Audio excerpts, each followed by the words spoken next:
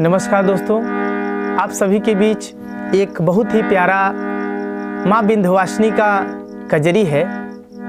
मैया तोरी सांवली सूरतिया बस गौ विंध्याचल पहाड़। मैं सचिन तिवारी आप सभी के समक्ष ये गीत ये कजली सुना रहा हूँ। आइए सुनते हैं। अरे मैया तोरी सांवली सूरतिया बस गौ विंध्याचल पहाड़। मैया तोरी सांवली सूरतिया बस गौ विंध्याचल पहाड़।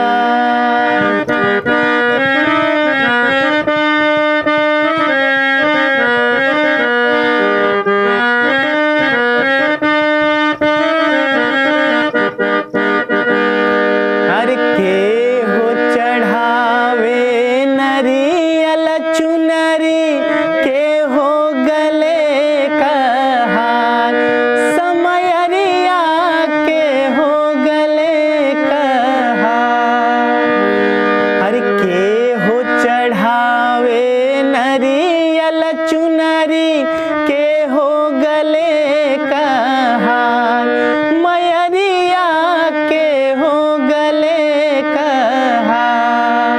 मैया तोरी सांवली सूरतिया बस गौ विंध्याचल पहाड़। मैया तोरी सांवली सूरतिया बस गौ विंध्याचल पहाड़।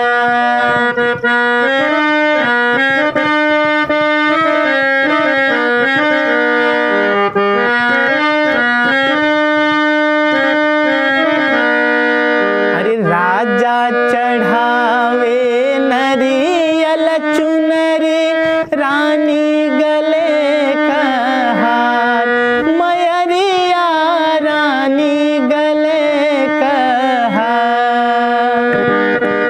राजा चढ़ावे नरियल चुनरी रानी गले कहार, मयरिया रानी गले कहार। मैया तोरी सांवली सूरतिया बस गौ विंध्याचल पहाड़। मैया तोरी सांवली सूरतिया बस गौ